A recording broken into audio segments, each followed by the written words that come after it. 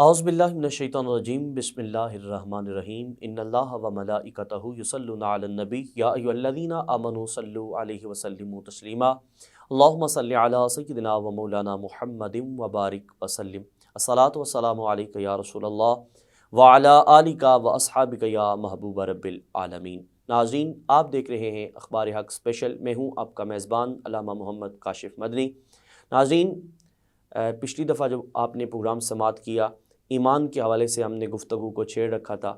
یقیناً ہر چیز کی بنیاد ہوتی ہے، تو اسلام کی بنیاد ایمان ہے۔ انشاءاللہ اسی پر بات کرنے کے لیے ہمارے ساتھ جو مہمان تشریف فرمائے، میں سب سے پہلے آپ کا تعارف کرواتا چلوں۔ کسی طرف کیا محتاج نہیں، میری مراد عزت مآب جناب قاضی پروفیسر عبدالحق صاحب، آپ تشریف فرمائیں۔ آپ کو خوش آمدید کہوں گا۔ السلام علیکم ورحمۃ اللہ وبرکاتہ۔ آپ کو خوش آمدید کہتا ہوں۔ اپنے پروگرام میں اپنے گفتگو مصرفیات میں سے ہمیں ایک دفعہ پھر وقت دیا۔ قبلہ، جس طرح پچھلی دفعہ ہمارے پروگرام کے اندر دو سوال ڈسکس ہوئے، ایک تو تھا ایمان باللہ اور دوسرا ایمان کے حوالے سے، تو ایمان باللہ جو ہم نے سوال کیا تھا یہ ادھورا رہ گیا تھا۔ میں چاہوں گا کہ آج اسی سے ہی آپ ابتدا کریں اور ہمارے پروگرام کو آگے بڑھائیں۔ بسم اللہ الرحمن الرحیم، اللہم صلی علی محمد وعلی آلہ بقدر حسنہ و جمالہ۔ ہم پچھلے پروگرام میں تین چیزیں ہم نے ایمان کے حوالے سے ڈسکس کی۔ ویسے شرح عقائد میں محدثین ایمان کو تین درجوں میں تقسیم کرتے ہیں۔ ایک تو قلب کا اقرار، قلب کی تصدیق، زبان کا اقرار اور وجود کا تسلیم کر لینا، یہ تین چیزوں سے ایمان ہے۔ ہم نے جو تین چیزیں ڈسکس کی تھیں کہ اللہ دیکھ رہا ہے، اللہ سن رہا ہے، اللہ ساتھ ہے، یہ تینوں چیزیں قرآن مجید میں موجود ہیں، صرف ہمارے تسلیم کرنے کی ضرورت ہے، ہمارے ماننے کی ضرورت ہے کہ ہمارا دل اللہ وحدہ لا شریک کو، بزرگان دین حضرت شاہ عبدالحق محدث دہلوی ایمان کی دو قسمیں بیان فرماتے ہیں، ایمان تحقیقی اور ایمان تقلیدی۔ ایمان تحقیقی کیا ہے کہ ایمان کے تمام اجزاء آپ ثابت کر سکیں، اور ایمان تقلیدی یہ ہے کہ ثابت نہ کر سکیں۔ ایمان دونوں ٹھیک ہیں، مگر افضل ترین ایمان ایمان تحقیقی ہے کہ آپ اپنے ایمان کو ثابت کر سکیں۔ آپ دیکھیں کہ جب آپ کا یہ ایمان ہو کہ اللہ وحدہ لا شریک مجھے دیکھ رہا ہے، انسان کسی بڑے کے سامنے بیٹھے، اٹھے، چلے، پھرے، کھائے، پیے، تو اس کے اس سارے عمل میں بڑی احتیاط ہوتی ہے۔ وہ کوشش کرتا ہے کہ اس عمل کو خوبصورت سے خوبصورت بنا کے پیش کرے۔ بندہ مومن اپنے سارے اعمال کو سب سے خوبصورت اللہ کے سامنے بنا کے پیش کرتا ہے۔ اس کا مقصد حیات، چونکہ انسان کا جو مقصود ہے دنیا میں آنے کا، وہ ہے وما خلقت الجن والانس الا لیعبدون۔ اللہ وحدہ لا شریک نے ہمیں اپنی بارگاہ میں عجز کے ساتھ حاضر ہو کر اپنی پہچان کے لیے پیدا کیا۔ اب بندے کو یہ یقین ہو کہ میرا رب دیکھ رہا ہے، تو وہ چلتے ہوئے بھی یہ احتیاط کرے گا، کہیں میرا چلنا میرے رب کو پسند تو آ رہا ہے، میرا چلنا خدا کی بارگاہ میں ناپسندیدہ تو نہیں ہے۔ اور جہاں تک اعمال کا تعلق ہے کہ وہ کون سے اعمال، وہ کون سی باڈی لینگویج یا کون سی زبان کی لینگویج خدا کی نگاہ کو، خدا کی سماعتوں کو، آپ کے وجود سے نکلنے والا ہر قول، ہر فعل اللہ کو پسند ہے، وہ رسول اللہ کی ادائیں ہیں۔ رسول اللہ کا اسوہ حسنہ ہے۔ اب کوئی انسان اگر دنیا دار آدمی کے سامنے پیش ہوتا ہے نا تو وہ اس کو دیکھے گا کہ اس کو کون سا لباس پسند ہے، اس کو 3 پیس پسند ہے، اس کو شلوار قمیض پسند ہے، یا اس کو تہمند پسند ہے، اس کو جبہ پسند ہے۔ عرب میں جائے تو وہ جبہ پہن لے گا، گوروں میں جائے تو وہ 3 پیس پہن لے گا، پاکستان ہندوستان میں پھرے تو وہ شلوار قمیض پہن لے گا۔ جس قسم کے آگے پسند کرنے والے لوگ ہوں گے وہ اس قسم کا اپنا حیت بدل لے گا۔ لیکن بندے کا ایمان کیا ہے؟ اس کی مراد تو اللہ کا پسند کرنا ہے، اللہ کا پسند کرنا ہے کہ اللہ کو کیا پسند ہے۔ اللہ کو وہ لباس پسند ہے جو رسول اللہ نے پہنا، اللہ کو ایسا چلنا پسند ہے جیسے رسول اللہ چلے، اللہ کو کھانے کا وہ طریقہ پسند ہے جو رسول اللہ نے کھایا، اللہ کو پانی پینے کا وہ طریقہ پسند ہے جو رسول اللہ نے جیسے پیا۔ اب انسان کو خدا سے محبت ہو، رسول سے محبت ہو، دونوں محبتوں کے تقاضے یہ ہیں کہ اللہ کو رسول کی عادات پسند ہیں، رسول کے اطوار پسند ہیں، رسول کی ادائیں پسند ہیں، رسول کے طریقے پسند ہیں، بندہ وہ اپنا لے، بندہ اس میں گم ہو جائے، اس میں سما جائے۔ آپ دیکھیں نا، ہر مومن یہ دعویٰ تو کرتا ہے کہ مجھے خدا سے محبت ہے۔ اب اس محبت کی دعوے کی دلیل کیا ہے؟ ہر دعوے کی دلیل تو ہوتی ہے، دلیل کے بغیر دعویٰ بیکار ہوتا ہے۔ قرآن مجید میں اللہ فرماتا ہے ان کنتم تحبون اللہ، تمہیں اگر مجھ سے محبت ہے،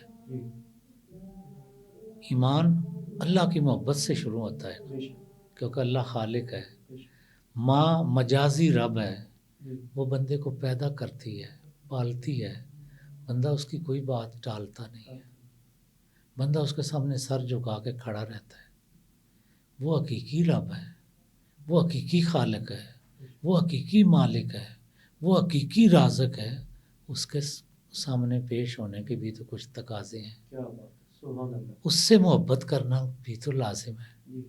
اور قرآن مجید میں نا محبت کا جو لفظ ہے نا وہ شدت کی محبت ہے، شد حب اللہ، محبت کی سپرلیٹو ڈگری اللہ کے ساتھ آئی ہے کہ تم اس سے محبت کرو۔ اب خدا سے جو محبت ہے،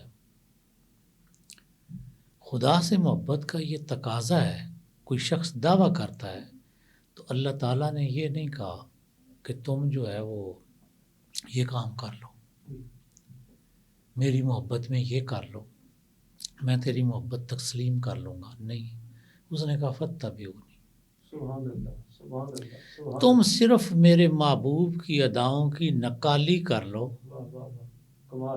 یہ تیرے عشق کے دعوے کی دلیل ہے، یہ تیرے ایمان کی دلیل ہے، یہ تیرے ایمان باللہ کی دلیل ہے، یہ تیرے خدا کو رازق ماننے کی دلیل ہے، یہ تیرے لا مسجود الا ہو کی دلیل ہے، لا معبود الا ہو کی دلیل ہے، لا مطلوب الا ہو کی دلیل ہے، لا محبوب الا ہو کی دلیل ہے کہ تو میرے محبوب کی ادائیں اپنا لے۔ اور جب تو اپنا لے گا تو پھر خدا فرماتا ہے میں تیرے دعوے کی دلیل نہیں پوچھوں گا، یحببکم اللہ، اب تو میرا عاشق نہیں رہا، میرا محب نہیں رہا، تو میرا محبوب واہ واہ واہ، سبحان اللہ سبحان اللہ، کیا محبوب ہو گیا۔ یغفر لکم ذنوبکم، میں نے تیرا جتنا ماضی تھا نا، غفر یغفر میں ہوتا ہے ڈھانپ لینا، ایمان باللہ اور اس کی دلیل کا تقاضا یہ ہے کہ پہلا اعلان، پہلی صدائے دل نواز تیرے رب کی طرف آتی ہے کہ تو اب میرا محب نہیں ہے، میرا محبوب ہے۔ اور پھر تیرا جو ماضی تھا نا، غفر یغفر کو میں نے ہوتا ہے ڈھانپ لینا، وہ میں نے سارا ڈھانپ دیا ہے۔ جس طرح پنجابی میں کہتے ہیں نا خدا کجے تے کون تکے. وہ اللہ فرماتا ہے وہ میں نے تیرا سارا ڈانپ لیا ہے، وہ کسی کو نظر نہیں آئے گا، لیکن تو درست تو کر. یہ ایک ایمان بندے کی زندگی بدلتا ہے. آپ دیکھیں نا، پھر انسانی فطرت ہے کہ آپ اپنے کسی استاد یا پیر و مرشد کے سامنے جائیں نا، تو آپ اپنے علم، اپنے تقوی اور اپنے عرفان، اپنی ولایت کی نفی کر دیں گے. آپ بتائیں، سب سے بڑا عالم تو اللہ تعالیٰ ہے. وہ کون سا عالم ہے جس کا رب اسے دیکھ رہا ہو، جس کا رب اسے سن رہا ہو، اور پھر وہ علم کے دعوے کرتا ہے؟ واہ واہ، کمال. وہ کون سا عابد و زاہد ہے جو اپنے زہد، تقوی اور اپنی شیخیت کا دعویٰ رب کے سامنے کر لے؟ یہ ایمان قاری صاحب آ جائے نا تو یقین مانے انسان پھر انسان کامل بن جائے. سبحان اللہ، سبحان اللہ، سبحان اللہ. کیونکہ انسان حضور علیہ الصلوۃ والسلام کے بے شمار اوصاف حمیدہ ہیں. کسی ایک کی شان بندہ بیان ہی نہیں کر سکتا. میرے استاد فرماتے تھے کہ آپ کا وصف کمال آپ کی شان عجز ہے. واہ واہ واہ، سبحان اللہ. شان عجز ہے، کمال. شان عجز کیا ہے کہ حضور جب معراج پہ گئے نا تو سدرۃ المنتہا کی باؤنڈری کراس کرنے لگے تو جبریل نے سوال کر دیا کہ تو اتنے بڑی ہستی کا مہمان بن کے جا رہا ہے، اس باؤنڈری کو آج تک کسی نے کراس نہیں کیا، میں بھی ایک بال برابر جاؤں تو جل جاؤں، تو جا رہا ہے، اس کو کیا پیش کرے گا؟ تو نبی کریم نے مسکرا کے مڑ کے دیکھا، کہا جبریل اس کو وہ پیش کروں گا جو اس کے پاس نہیں ہے. سبحان اللہ، سبحان اللہ. ایمان کہاں سے شروع ہوتا ہے؟ جو اس کے پاس نہیں ہے. نبی سے بڑھ کے تو ایمان کا کسی کو پتہ نہیں ہے. خدا کو تسلیم کرنا نبی سے بڑھ کے تو کوئی تسلیم نہیں کر سکتا. محمد رسول اللہ سے بڑھ کے نہ نبی اللہ کو کسی نے دیکھا ہے. تو وہ جبریل سٹ پٹا گیا کہ علی کل شیء قدیر کے پاس وہ کون سی چیز ہے جو اس کے پاس نہیں ہے، یہ پیش کرے گا. نبی واپس آئے، طویل ترین رات تھی، وقت روکا گیا، اللہ اور محبوب کے درمیان گفت و شنید ہوئی، ہم کلام ہوئے، امت کے لیے تحائف ملے، انوار و تجلیات خدا کی محبوب سمیٹتا رہا، محبوب کے درشن خدا کرتا رہا. جب رسول اللہ واپس لوٹے نا تو جہان کی جان سدرا کی باؤنڈری کراس کی تو جہان میں جان آ گئی. سبحان اللہ. وقت چل پڑا، واہ واہ، ہوائیں چل پڑی. جبریل کھڑا ہو گیا، کہتا ہے مجھے وہ تو بتا جو اس کے پاس نہیں تھا، آپ نے پیش کیا. آپ نے پیش کیا. کمال. آپ نے فرمایا جبریل اس کے پاس عاجزی نہیں واہ تھی، واہ میں نے واہ، عجز سبحان پیش اللہ، سبحان اللہ. کیا خوبصورت جملے. یہی وہ ایمان ہے کہ جب بندے کو یقین ہو جائے کہ میرا رب مجھے دیکھ رہا ہے تو پھر یہی ایمان ہو جاتا ہے، وہ سراپا عز و نیاز ہو جاتا ہے. سبحان اللہ، سبحان اللہ. وہ سراپا عز و نیاز ہو جاتا ہے. کوئی اس کے سارے دعوے ختم ہو جاتے ہیں، اس کی ساری حیثیتیں ختم ہو جاتی ہیں. انسان کامل نام ہی اسی چیز کا ہے کہ خدا کے سامنے سراپا عز و نیاز ہو جائے، سرنڈر کر لے، اس کے سامنے جھک جائے، اپنی ہستی کو مٹا دے. جب تک خود کو مٹائے گا نہیں، علی کل شیء قدیر کو تسلیم کیسے کرے گا؟ اس کے ارادے ختم ہوں گے تو فعال لما یرید کے ارادے کا تصور شروع ہوگا. وہ اپنی طاقت کا سرنڈر کرے گا تو علی کل شیء قدیر کی قدرتیں سامنے آئیں گی. سبحان اللہ. وہ اپنی ہستی مٹائے گا تو خدا کی ہستی اسے سمجھ آئے گی. یہ ایمان باللہ ہے. یہ اور پھر تیسری چیز تھی کہ اللہ کو اپنے ساتھ سمجھو، ساتھ سمجھو. اللہ فرماتا ہے نما تولو فثم وجہ اللہ. تو جدھر نظر اٹھائے گا ادھر میرا چہرہ موجود ہے، میں موجود ہوں. تیرا رب تو ہر طرف سے تمہیں دیکھ رہا ہے. ان ربک لبالمرصاد. سبحان اللہ. اور انسانی فطرت ہے کہ انسان کسی بڑے کے ساتھ تعلق میں طاقت فیل کرتا ہے، کسی بڑے کے ساتھ رشتہ داری میں خود کو جو ہے وہ بڑا سمجھ لیتا ہے، اس بندے کی کیا شان ہوگی جس کا اللہ سے تعلق ہے، سبحان اللہ، سبحان اللہ، جسے یہ یقین ہو جائے اس کی کہ طاقت میرا کا رب لمحہ مجھے ہوگا، دیکھ سبحان رہا اللہ، ہے، میرا رب مجھے سن رہا ہے، میرا رب ہر وقت میرے ساتھ ہے، سبحان اللہ، اس کی کیا شان ہوگی، اس کا کیا مقام ہوگا۔ ہم یہ سمجھنے سے قاصر ہیں۔ اہل اللہ رسول اللہ صلی اللہ علیہ وآلہ وسلم کا جو درس تھا، جو درس توحید تھا، اس کی بنیاد یہی 3 چیزیں تھیں۔ یہی ایمانیات کا درس رسول اللہ صلی اللہ علیہ وآلہ وسلم دیتے تھے کہ تو اللہ کو اللہ مان تو صحیح، تو یہ مان تو لے کہ وہ تجھے دیکھ رہا ہے۔ جب آپ دیکھیں کوئی چور کسی کی نظروں کے سامنے چوری کرتا ہے، کوئی آدمی کسی مہذب انسان یا بڑے انسان کے سامنے گالی دیتا ہے، کوئی انسان کسی بڑے انسان کے پاس بیٹھ کے غلط حرکت کرتا ہے، کبھی نہیں کرتا ہے۔ تو جو بندہ اس ایمان کے منصب پہ فائز ہو جائے کہ اس کا رب اسے دیکھ رہا ہے۔ سبحان اللہ، نماز کی جو کیفیات ہے نا، رسول اللہ نے وہ 2 ہی بتائی ہیں، ایک سب سے اعلیٰ، ایک سب سے ادنا۔ یہی ایمان ہے۔ سب سے اعلیٰ کیا ہے؟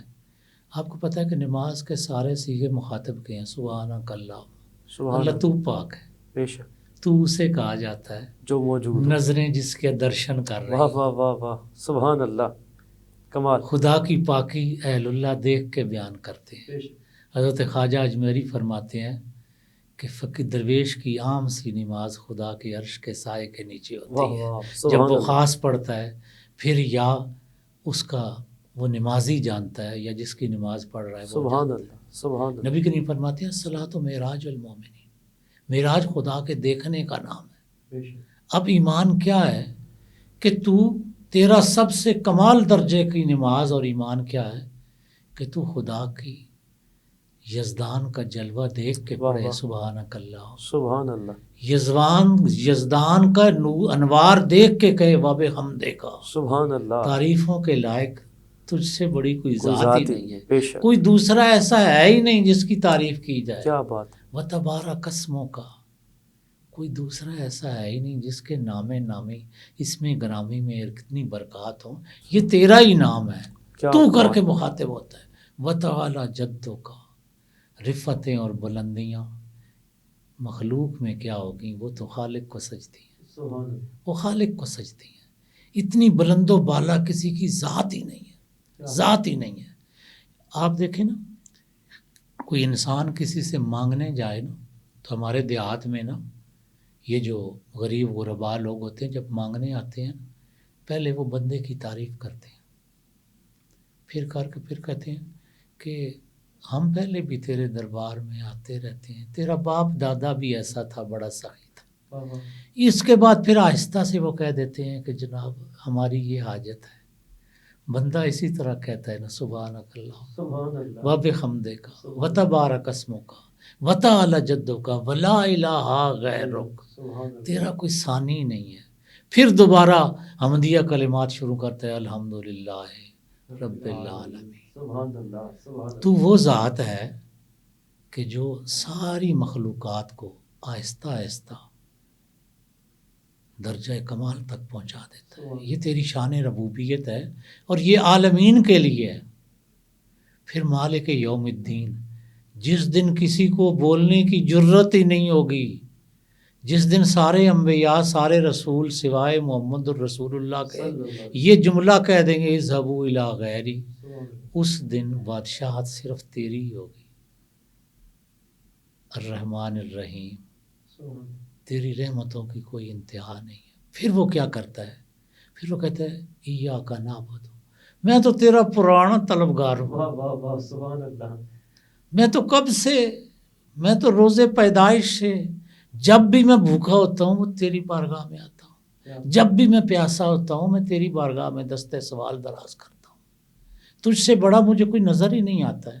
پھر دستے سوال دراز کرتا ہے ایاک نستعین، میں پہلے بھی تیرا ہی منگتا تھا، سبحان اللہ، میں پہلے بھی تیرا ہی منگتا تھا، پھر وہ اصل مراد کی طرف آتا ہے، اہدنا الصراط المستقیم۔ یہاں دنیاوی نعمتوں کا تذکرہ نہیں ہے خدا کی بارگاہ میں، فانی نعمتوں کا تذکرہ نہیں ہے۔ اللہ سے مانگنا ہے تو وہ صراط مستقیم مانگ، جس کی منزل اللہ کا دیدار ہے، جس کی منزل اللہ کا جلوہ ہے۔ ایک بندہ سرنڈر کر کے بارگاہ لم یزل میں یوں کھڑا ہو جائے تو پھر وہ بندگی کی معراج پا لیتا ہے۔ یہ اعلیٰ کیفیت یہ ہے کہ تو اس کو دیکھ کے یہ جملہ پڑھے۔ ادنا کیفیت کیا ہے؟ ادنا کیفیت یہ ہے کہ تو اس یقین کے ساتھ کھڑا ہو کہ تیرا رب تجھے دیکھ رہا ہے۔ ایک سخی کا دروازہ ہو، پتہ بھی ہو کہ اندر سخی موجود ہے، تو منگتا بڑی عاجزی سے کھڑا ہوتا ہے کہ سخی، وہ اس انداز سے کھڑا ہوتا ہے کہ سخی اس کو دیکھے، اس کی دسی ہوئی آنکھیں دیکھے، اس کی غربت دیکھے، مسکینی دیکھے، تو اس پہ سخاوت کے دریا بہا دے۔ سبحان اللہ، کیا خوبصورت اور کیا انداز ہے آپ کا بیان کرنے کا۔ جب ایمان ایک انسان کو میسر آ جاتا ہے، یہ ایمان جس کے اندر پیدا ہو جائے، اس کے بعد اس کے کیا ثمرات ہیں اور کس طرح پھر یہ آگے اس کے کیا کیا ثمرات اور اللہ کے کریم کی کیسی قربتیں نصیب ہوتی ہیں، اس حوالے سے بھی ذرا آگاہ فرمائیے گا۔ بسم اللہ۔ علامہ کا ایک شعر ہے، جب عشق سکھاتا ہے آداب خدا گاہی، کھلتے ہیں غلاموں پہ اسرار شہنشاہی۔ سبحان اللہ۔ ایک عاجز بندہ خدا کی محبت میں، خدا کی طلب میں مبتلا ہو جائے، بارگاہ لم یزل میں سرنڈر کر لے، پھر اثرات تو مرتب ہوتے ہی ہوتے ہیں۔ حضرت ابو ہریرہ مسجد نبوی کے باہر، دروازے کے باہر پھر رہے ہیں، رسالت مآب اندر بیٹھ کے اپنے غلاموں کو درس محبت ودیت فرما رہے ہیں، خدا کی وحدانیت کا درس دے رہے ہیں، اللہ کے سامنے سرنڈر کرنے کے عجز کے طریقے سکھا رہے ہیں۔ تو جناب ابو ہریرہ گلی کی نکر کی طرف دیکھتے ہیں تو دور سے ایک بوڑھا ضعیف آدمی جس کی کمر ٹیڑھی ہے، سوٹی ڈنڈے کے سہارے، لاٹھی کے سہارے چلتا ہوا آ رہا ہے۔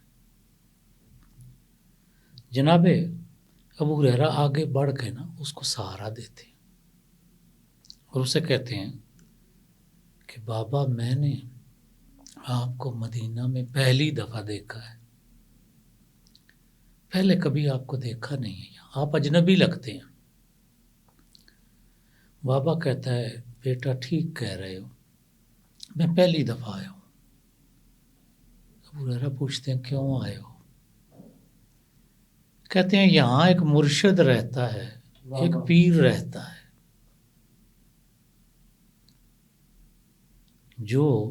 جس کے پاس آنے سے نا ساری زندگی کے گناہ ختم ہو جاتے ہیں، ساری زندگی کی بدعمالیاں اور غفلتیں مٹ جاتی ہیں۔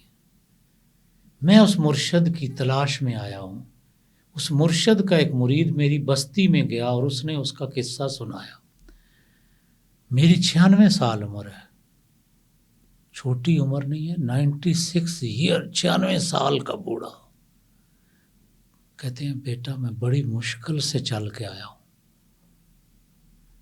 مجھے بتا وہ مرشد کہاں ملے گا جو مجھے خدا کی پہچان دے گا، جو بارگاہ لم یزل میں مجھے حاضر کر کے مجھے خدا تسلیم کروا کے ایسا بنا دے گا خدا مجھے مان لے گا۔ سبحان اللہ، سبحان اللہ۔ تو حضرت ابو ہریرہ کہتے ہیں بابا تو منزل پہ پہنچ گیا ہے، آؤ تیرا مسیحا یہ سامنے مسجد کا دروازہ ہے، اندر بیٹھا ہوا ہے۔ سبحان اللہ۔ بابا خوشی سے اس کی آنکھوں میں آنسو آ گئے، نہ جانے کہاں سے آیا تھا، کتنا طویل سفر تھا، اور صرف شوق اتنا ہی تھا کہ میں رب کو مان لوں تو رب مجھے مان لے، سبحان اللہ، سبحان میں اس پہ ایمان لے آؤں، میں اس کو تسلیم کر لوں، اس کی بارگاہ لم یزل میں اس کے رسول کے سامنے جھک جاؤں اور وہ مجھے پاک کر دے، وہ میرے 96 سالہ ساری برائیاں بخش دے۔ حضرت ابو ہریرہ اس کو سہارا دے کے جب مسجد کے دروازے سے اندر لاتے ہیں نا تو نبی تو ایسے نظر آتا تھا جیسے تاروں کے جھرمٹ میں 14ویں کا چاند نظر سبحان اللہ، سبحان اللہ، کمال. آپ کا حسن بھی تو کمال کا حسن تھا نا. تو یوں اشارہ کر کے انگلی سے نا جناب ابو ہریرہ کہتے ہیں بابا وہ تیری مراد تشریف فرما ہے، سبحان اللہ. وہ تیرا مرشد تشریف فرما ہے. اس کہانی میں نا مرشد کے لیے عالم کے لیے بڑا سبق ہے قاری صاحب. اب مسجد پاک ہے، بابے کو تو وضو بھی نہیں آتا ہے. رسول اتنا پاک ہے کہ پاکی کا حسن ہی رسول کے واہ وجود واہ سے واہ، ہے. سبحان اللہ، سبحان اللہ، تو کمال. جب بابے نے دیکھا نا اپنا مرشد تو بابے کی چیخ نکل گئی. رسول نے گردن گھمائی اور اٹھ کے کھڑے ہو گئے اور آپ چلتے ہوئے دروازے پہ آ کے اس بابے کو سینے سے لگاتے ہیں. اللہ اکبر، کہاں گئی قاری صاحب طہارتیں. اللہ اکبر، اللہ اکبر. ہم نے کہانی شروع کی تھی کہ ایمان قلب کی کیفیت کا نام ہے. بے شک. بابا کا وجود پاک نہیں تھا، طلب پاک تھی، طلب پاک تھی. سبحان اللہ، سبحان اس کی اللہ، نیت پاک تھی، اس کمال. کا شوق پاک تھا. شوق عشق کی حد تک بلندی پہ تھا. وہ رو گڑ گڑا رہا تھا کہ میں نے آج معافی مانگنی ہے اپنے رب سے، اپنے رب سے اپنے گناہ بخشوانے ہیں. اللہ اکبر. وہ رسول کے سینے سے لگ کے رو رہا ہے. سیدنا ابو ہریرہ کہتے ہیں صحابہ حیرت سے اپنے مرشد کو دیکھ رہے ہیں. حالانکہ چاہیے تو یہ تھا کہ آپ فرماتے آج تو ہم یہی کرتے ہیں، اس کو پہلے وضو کروا کے لاؤ، اللہ اکبر. اور وضو بھی فلاں امام کا کروا کے لاؤ، فلاں کا نہ کروا کے لانا. امام ایک ہی ہے جس کا نام امام الرسول محمد الرسول اللہ. صلی اللہ تعالی علیہ وسلم. اس کو مان لینا سب سے بڑا وضو ہے. بے شک، بے شک. اس کے رب کو تسلیم کر لینا دل کی گہرائیوں سے، اس سے بڑی مولانا کوئی طہارت ہی نہیں ہے. نبی نے ایک دفعہ بھی نہیں کہا اس کے کپڑے پلیت ہیں، اس کا وجود ناپاک ہے، کلمہ اس نے نہیں پڑھا ہوا. نبی اس کو سینے سے لگاتا ہے کیونکہ وہ مرشد ہے، مرشد مرید کی طلب دیکھ رہا ہے. حضرت سلطان بہو فرماتے ہیں کہ مرشد اس کو کہتے ہیں جس کا مرید گھر سے چلے تو وہ لوح محفوظ پہ پہلے اس کے معاملات درست کرے. واہ واہ واہ، سبحان اللہ. پھر جب وہ اس کے پاس پہنچے تو اس مرید کا طالب کا ہاتھ پکڑ کے رسول اللہ کے ہاتھ میں دے. آپ فرماتے ہیں جو یہ کام نہ کر سکے اسے جلتی ہوئی آگ میں ڈال دینا چاہیے. یہاں تو بابے کا وجود رسول کے سینے سے لگ گیا تھا. سبحان اللہ. حضرت ابو ہریرہ فرماتے ہیں مرید تو رو ہی رو رہا تھا، بلبلا رہا تھا، چیخ رہا تھا، پیر بھی رو رہا تھا. واہ واہ، سبحان اللہ. سچا مرید آ جائے تو پیر پہ بھی خوشی کی کیفیت طاری ہو جاتی ہے. تو آپ نے اس کا نا تھوڑی تھامی، اونچی کر کے کہا بابا کوئی بات کرو. کہتا ہے 96 سال ہو گئے محمد گناہ میں زندگی گزارتے ہوئے، میری معافی کی کوئی صورت ہے؟ تو وہ کہتا ہے ہاں. رسول اللہ فرماتے ہیں کیوں نہیں معافی کی صورت، تو بس مجھے مان لے اور میرے رب کو مان لے، قصہ پاک ہو جائے گا. سبحان اللہ. تو بابا نہ رکا نہیں، کہتا ہے نہیں محمد مرشد میری 1-2 شرطیں بھی ہیں، میں مانوں گا تو صحیح پر اس شرطوں کے ساتھ. تو آپ فرماتے ہیں اچھا بولو. کہتا ہے میری پہلی شرط یہ ہے کہ آپ کا خیال ہو کہ میں آپ کا دین قبول کر کے آپ اور آپ کے رب کو مان کے پھر عبادتیں کروں گا.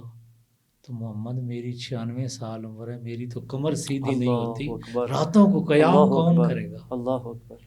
میرے تو زبان سے الفاظ نکلتے ہوئے لڑکھڑاتے ہیں، لمبی لمبی تلاوتیں کون کرے گا.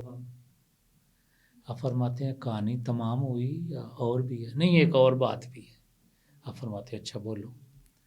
کہتا ہے دوسری بات یہ ہے کہ تیرا یہ خیال ہو مرشد کہ میں تیرا مرید بن کے تیرے رب کو مان کے تجھے رسول مان کے میں جہاد کروں گا، میرے سے تو اپنا یہ آسا اٹھایا نہیں جاتا ہے. اللہ اکبر. 3 کلو 4 کلو کی تلوار کون اٹھائے گا؟ کون جہاد پہ جائے گا؟ آپ فرماتے ہیں بات تمام ہوئی یا ابھی کچھ باقی ہے؟ نہیں، ایک شرط اور باقی ہے۔ اچھا بولو۔ تو وہ کہتا ہے اللہ کے رسول، تیرا یہ خیال ہو کہ میں تجھے اور تیرے رب کو مان کے پھر میں سخاوت کروں گا، اللہ کے راستے پہ مال خرچ کروں گا۔ میں تو اپنی روٹی کا محتاج ہوں، اللہ اکبر، اللہ اکبر۔ میرے پاس تو اپنے کھانے کو کچھ نہیں ہے، سخاوت کون کرے گا؟ آپ فرماتے ہیں بات تمام ہو گئی کہ کچھ باقی ہے۔ تو عرض کرتے ہیں اللہ کے رسول بس اتنی سی بات تھی، جو میری بات تھی وہ میں نے تجھے اور تیرے رب کو عرض کر دی ہے، اب تو کہانی سنا۔ ایمان کی کون سی نوید سناتا ہے؟ سبحان اللہ۔ آپ نے فرمایا پھر تو مان۔ بوڑھے نے محبوب کے سینے سے اپنا سر ٹیکے ہوئے، اللہ اکبر، اپنی گالیں رگڑتے ہوئے لرزتی آواز میں پڑھا اشہد ان لا الہ الا اللہ واشہد ان محمد رسول اللہ۔ اس کی زبان سے، سلطان بہو کہتے ہیں نا، زبانی کلمہ ہر کوئی آکھے، دل دا پڑھدا کوئی، دل دا کلمہ جتھے پڑھیے دیدے ملے نہ ڈوئی ہو۔ دل دا کلمہ عاشق پڑھ دے کی جانن یار کلوئی ہو۔ واہ واہ۔ دوسرا بندہ دل کا کلمہ نہیں پڑھ سکتا ہے، پر جس نے دل کا پڑھ لیا، بابے نے دل کا کلمہ پڑھ لیا، سبحان اللہ۔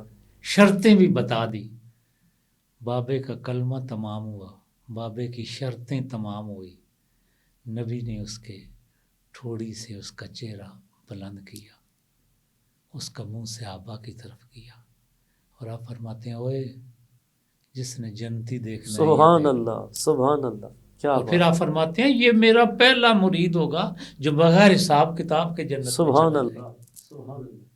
کوئی مانے تو صحیح نہ کاری صاحب، بے شک، بے شک، کوئی تسلیم تو کرے نا، بے شک۔ کوئی اس کو سمجھنے کی کوشش تو کرے نا۔ ایک انسان سچے دل سے ماں کو مان لے جی، تو ماں اپنا کلیجہ چیر کے بھی بیٹے کے سامنے رکھ اللہ دیتی۔ اکبر، اللہ اکبر۔ کوئی بیٹا سچے دل سے باپ کو مان لے، اس کا فرما بردار ہو جائے، اس باپ کے پاس جو کچھ ہوتا ہے وہ بیٹے پہ نچھاور کر دیتا ہے۔ بے شک، کوئی بندہ اللہ کو مان لے، اللہ اکبر، رسول اللہ کو مان لے، بے شک، اس ماننے کے کوئی ثمرات نہیں ہے۔ اللہ اس کے جتنے ثمرات ہیں ایسے تو کوئی ثمرات ہے ہی ہو نہیں، نہیں سکتے، بے شک۔ ایسے تو ہیں ہی نہیں ثمرات۔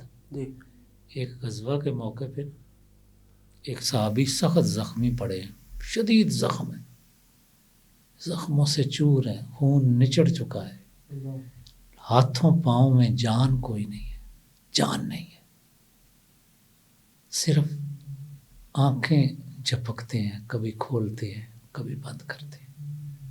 انہوں نے کلمے کی تلقین کی کہ شاید اسے یہ زبان پہ کلمہ جاری ہو جائے اور یہ شہادت سے سرفراز ہو جائے، ہم ان کا وجود اٹھا لیں، مگر ایسا ہو نہیں رہا۔ ایک غلام دوڑتا ہوا رسول اللہ کی بارگاہ میں آیا، رسول کو فرمایا، عرض کی یا رسول اللہ تیرے فلاں غلام کی یہ حالت ہے، وجود میں جان نہیں ہے، آنکھیں بے جان نہیں ہیں، آپ ایک دم سے جیسے کوئی گزری ہوئی بھولی ہوئی چیز یاد آ جاتی ہے نا، آپ ایسے اٹھ کے بھاگ کھڑے ہوئے، وہاں پہنچے، دو زانوں بیٹھے، اس کا چہرہ سر اٹھا کے اپنی گود میں رکھا، اس کے چہرے پہ ہاتھ پھیرا، اس نے آنکھیں کھولی، محبوب کا زیارت کی، جب زیارت کی اس کے بعد ہمیشہ ہمیشہ کے لیے آنکھیں بند کر لیں مسکرا کے، نبی نے اپنے ہاتھوں سے اس کی آنکھیں بند کی۔ صحابہ کہتے ہیں یا رسول اللہ کیا ماجرا تھا؟ آپ فرماتے ہیں اس کو مجھ سے بڑی محبت تھی، یہ اکثر کہتا تھا یا رسول اللہ دل کرتا ہے جب جان نکلے سر تیری گود میں، اللہ اکبر، دید ہوتی رہے، دم نکلتا رہے۔ تو اس کی یہ آرزو تھی، تو اب اس کا سارا جسم تو بے جان تھا، مگر اس کی آنکھیں ابھی بے جان نہیں ہوئی تھی، کیونکہ اس کی شرط جو پوری نہیں ہوئی تھی، اس کے ایمان کی ڈیمانڈ جو پوری نہیں ہوئی تھی، اب ایمان کی ڈیمانڈ پوری ہو گئی ہے، اب یہ چلا گیا ہے۔ یہ ایمان کے ثمرات ہیں قاری صاحب۔ اللہ تعالی ہمیں ایمان نصیب کرے، اللہ ہمیں اپنی ذات کی سمجھ، اپنی ذات کا احساس، اپنی ذات کا شرم و حیا اور اپنے محبوب کی محبت نصیب فرمائے۔ وما علینا الا البلاغ۔ ماشاء اللہ، بڑی خوبصورت اور پیارے انداز میں حضرت صاحب نے ایمان کے ثمرات بیان کیے۔ یقیناً ثمرات اسی کو نصیب ہوں گے جسے نے رسول اللہ صلی اللہ تعالیٰ علیہ وسلم کو ٹوٹ کر چاہا ہوگا، اور کائنات میں ہر چیز سے بڑھ کر جناب رسول اللہ صلی اللہ علیہ وسلم سے محبت کی ہوگی۔ ناظرین، آپ نے ایمان کے حوالے سے بات سنی، اور یقیناً ایمان درس ہی اس بات کا دیکھتا ہے کہ رسول اللہ صلی اللہ تعالیٰ علیہ وسلم کی محبت جب تک آپ کے سینوں میں، آپ کے دل میں پیوستہ نہیں ہو جاتی، اور ہر چیز سے بڑھ کر آپ رسول اللہ صلی اللہ علیہ وسلم سے محبت نہیں کرتے، اب تک آپ کا ایمان مکمل ہی نہیں ہوتا۔ ایمان مکمل ہی اس وقت ہوتا ہے، اور ایمان کے ثمرات ہی اس وقت آپ کو نصیب ہوتے جب ہر چیز سے بڑھ کر آپ جناب سید المرسلین خاتم النبیین جناب محمد مصطفیٰ صلی اللہ تعالیٰ علیہ وسلم سے پیار کر لیتے۔ اللہ کریم آپ کو اور مجھے ایمان پر استقامت نصیب فرمائے، اور صحیح معنی میں ایمان کی دولت سے اللہ تعالیٰ ہمیں سرفراز فرمائے۔ میں آخر میں اپنے قبلہ حضرت صاحب کا ایک دفعہ پھر شکریہ ادا کروں گا کہ آپ تشریف لائے اور ہمیں اپنا قیمتی وقت دیا۔ اللہ کریم آپ کا اور میرا حامی و ناصر ہو۔ ناظرین، کسی نئے پروگرام کے ساتھ ایک دفعہ پھر آپ کی خدمت پہ حاضر ہوں گا۔ مجھے اجازت دیجیے۔ السلام علیکم ورحمۃ اللہ وبرکاتہ۔